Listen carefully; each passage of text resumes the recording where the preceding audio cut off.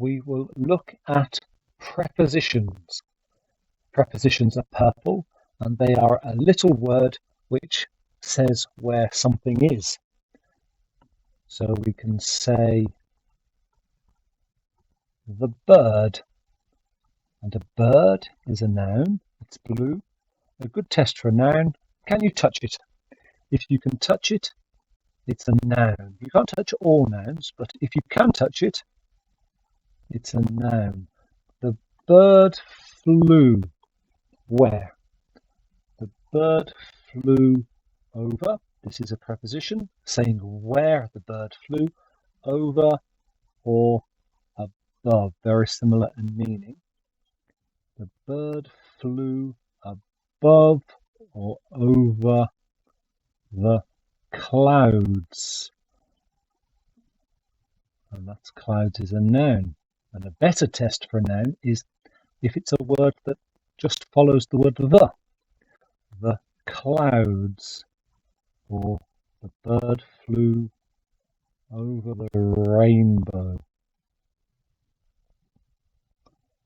And another one we could say is they, these people. They is a pronoun talking about the children or the people. They walked. There is walk. And if we add ed, we make it past. They walked. Where did they walk? They walked through. This is a preposition. Spelling of th, through. And in difficult spelling now, it's O in U and then GH.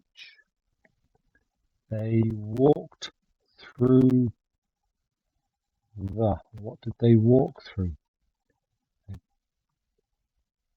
They walked through the forest, or they walked through the tunnel.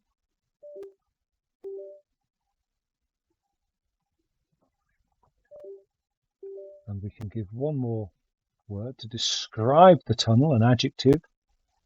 They walked through the secret tunnel. So these words, over, above, and through, are prepositions.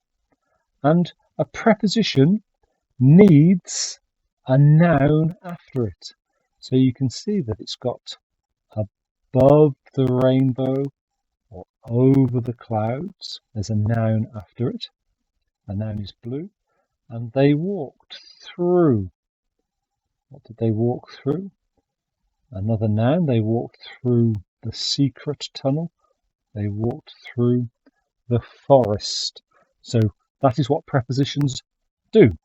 They say where something is with something else. So the bird flew over the clouds. We need to have this noun here, clouds and rainbow, or through the forest, through the tunnel.